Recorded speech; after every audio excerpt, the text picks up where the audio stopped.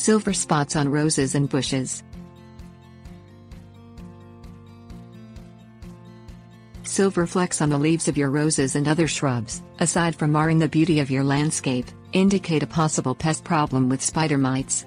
Nearly microscopic, tiny spider mites suck the sap from the leaves of roses and many other ornamental shrub species, including azalea, arborvitae, juniper and boxwood. They leave tiny, white or silvery flecks that, as damage progresses, gives leaves a bronzed or silvery appearance. You may also observe webbing on infected leaves and branches.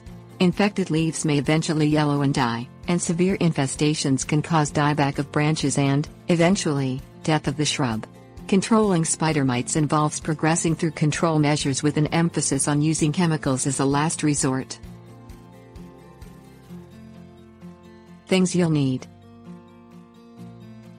white sheet of paper, hose, insecticidal soap or horticultural oil, miticide. Dormant oil optional.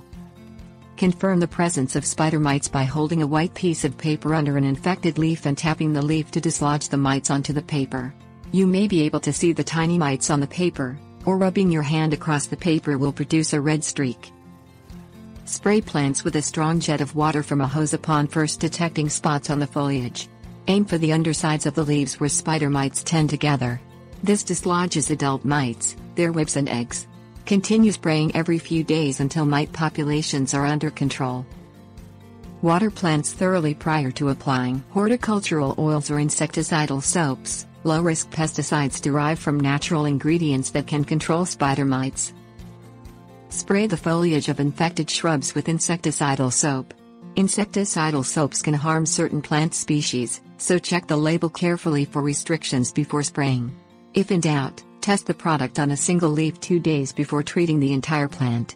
Insecticidal soaps require contact with the mites in order to work, so thoroughly cover infested areas, such as the undersides of leaves. Spray the foliage of the shrubs with a summer application of horticultural oil, bringing the oil into contact with mites on the plant. Like insecticidal soaps, horticultural oils can damage some shrubs, especially junipers and cedars, so check the label carefully before application. Apply on a cool day with low humidity to reduce the risk of plant injury. Apply a miticide labeled for control of spider mites on the plant you're treating. Tips: warnings. Some spider mite species overwinter on shrubs, especially evergreens. Applications of dormant season horticultural oils before growth resumes in the spring can bring mite populations under control before they have a chance to damage your plants in the spring and summer. Mites are not insects and, therefore, most insecticides will not control them. In fact, spraying insecticides in an attempt to control spider mites can worsen the problem by killing insect species that feed on mites, while leaving mite populations unharmed. Only use miticides approved for spider mites on the plant you're treating. Avoid pesticides labeled for suppression of spider mites, as these products tend not to be effective.